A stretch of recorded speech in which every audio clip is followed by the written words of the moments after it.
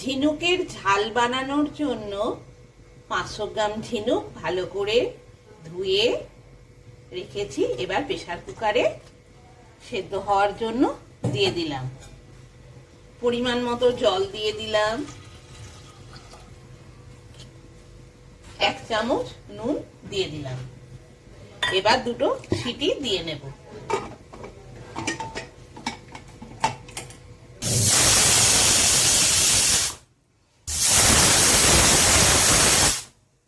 দু চামচ সর্ষের তেল দিয়ে দিলাম।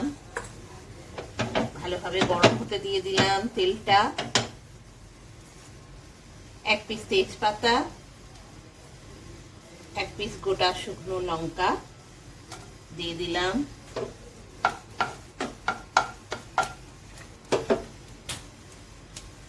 দুটো মাঝারি সাইজের পেঁয়াজ কুচি দিয়ে দিলাম। পেঁয়াজটা লাল লাল করে ভেজে নিতে হবে। পিস টমেটো মাঝারি সাইজের 4 ফালি করে রেখেছি দিয়ে দিলাম। 4 পিস কাঁচা লঙ্কা ছিঁড়ে রেখেছি দিয়ে দিলাম। 1 চামচ আদা রসুন বাটা দিয়ে দিলাম। 1 চামচ সর্ষের তেল দিয়ে দিলাম। দিয়ে আদা রসুনটা ভালোভাবে পেঁয়াজ কুচি, কাঁচা লঙ্কা, টমেটোর সাথে ভালোভাবে একসাথে মিশিয়ে নিচ্ছি। লঙ্কা গুঁড়ো 1 চামচ, হলুদ গুঁড়ো 1 চামচ আর নুন 1 চামচ দিয়ে দিলাম। দিয়ে ভালোভাবে একসাথে সবকিছু মশলা মিশিয়ে নিচ্ছি। মশলাটা যাতে ধরে না যায় অল্প একটু জল দিলাম। দিয়ে ভালোভাবে একসাথে মিশিয়ে নিচ্ছি। প্রেসার কুকারে সেদ্ধ করে রাখা ঝিনুকগুলো দিয়ে দিলাম। খুব ভালোভাবে পুরো গ্রেভিটাতে মিশিয়ে নিচ্ছি।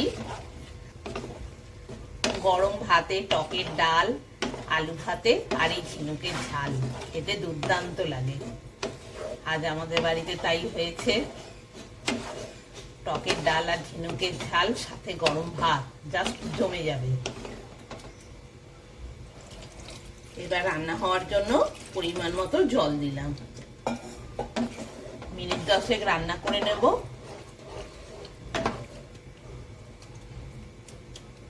কড়াইয়ের ঢাকনা দিয়ে দিলাম। দিয়ে মিনিট 10 রান্না হতে দেব। মিনিট 10 হয়ে গেছে। কড়াইয়ের ঢাকনা খুলছি। ঝিনুকের ঝাল রেডি গরম গরম পরিবেশনের জন্য। নমস্কার।